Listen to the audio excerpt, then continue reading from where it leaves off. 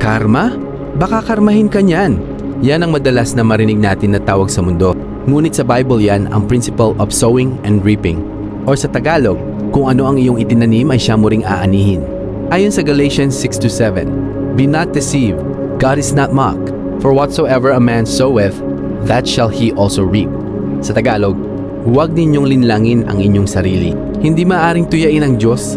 Kung ano ang itinanim ng tao, yun din ang kanyang aanihin. Ang konsepto nito ay malawakang umiiral sa mundo, sa mabuti man o sa masamang pagkakataon. For example, kung ikaw ay magtanim ng kasamaan sa ibang tao katulad ng pandaraya, murder, pagnanakaw, cheating, pang-aabuso, kasinungalingan at maraming pang iba, yan ay aanihin mo na makakasamang tunay para sa iyo.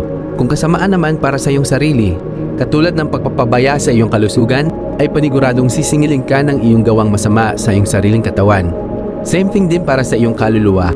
Kung walang kaligtasan sa iyong kaluluwa, siguradong aani ng walang hanggang kapahamakan.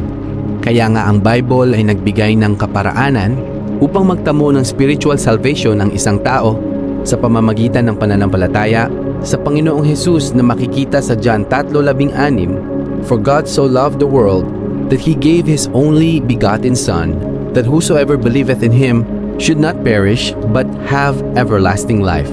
Para naman din sa ating mga rider, kung i-apply natin ang principle na ito, huwag kalimutang magtanim ng respeto upang umani din ng respeto.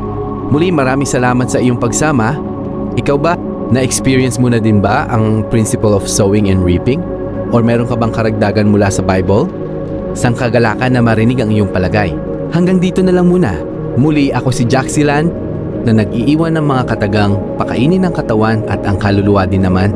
Bye-bye and ride safe.